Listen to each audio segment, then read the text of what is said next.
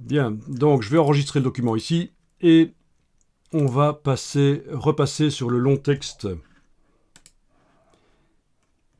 Donc sur les pages ici, pages 4 et 5. Bien, vous avez vu que en n'ayant rien sélectionné, on peut télécommander l'aspect de tous les titres en double-cliquant à droite du nom du style. Et j'avais montré tout à l'heure, mais vous ne l'aviez pas fait, que ça marche aussi pour le corps du texte. Alors, autre chose, c'est la fonction redéfinir le style. Et je vais donc la tester ici sur un de mes sous-titres. Pas le premier, parce que le premier, il est en début de colonne.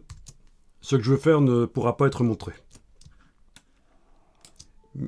Mais sur le deuxième sous-titre, par exemple, qui est précédé par un paragraphe corps du texte, je vais pouvoir le faire. Je mets juste un point ici. Voilà. OK. Donc, regardez le principe. Vous allez tester après. Je mets le curseur texte dans le paragraphe de mon sous-titre. Et je vais utiliser la palette paragraphe pour le modifier. Menu texte paragraphe. Normalement, il ne faut jamais modifier manuellement un texte qui est télécommandé par un style.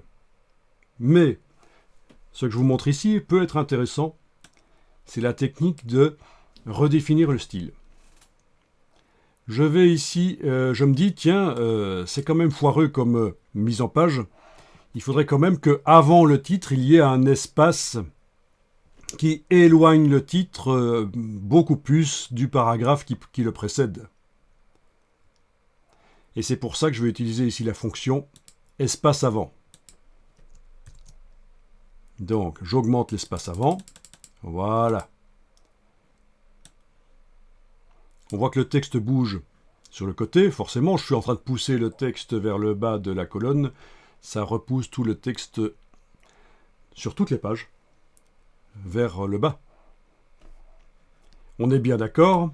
Les autres titres, je ne les ai pas modifiés. C'est juste celui qui est là, pour lequel j'ai mis un espace avant. J'ai fait une modification manuelle, du coup, dans la palette des styles, un petit signe plus est apparu. L'infobulle m'indique quelle est la différence entre le paragraphe dans lequel il y a le curseur et le style. 10 mm d'espace avant, c'est ça la différence. Et maintenant, si je vais dans le menu de la palette style de paragraphe,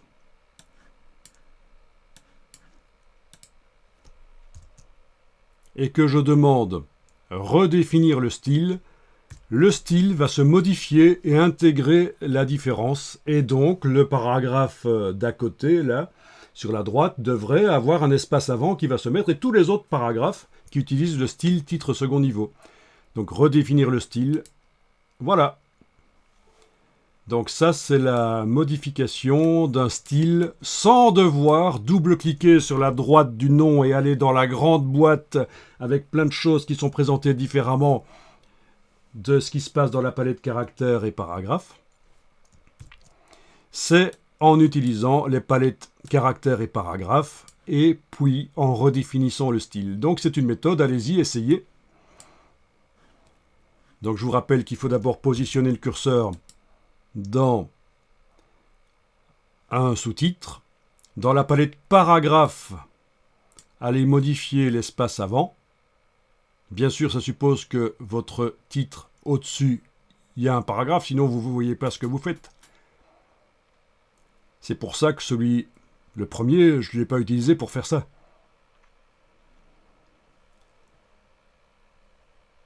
Oui, au passage, vous voyez que l'espace avant paragraphe ne fonctionne que s'il y a du texte avant.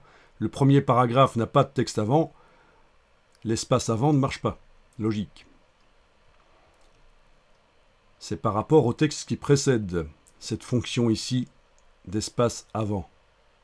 Je pense que c'est assez facile à comprendre avec l'icône. C'est l'espace avant le texte.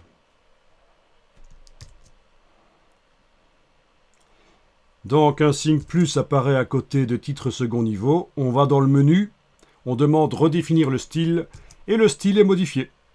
Et donc tous les autres paragraphes ont la même caractéristique. Donc ça c'est pratique.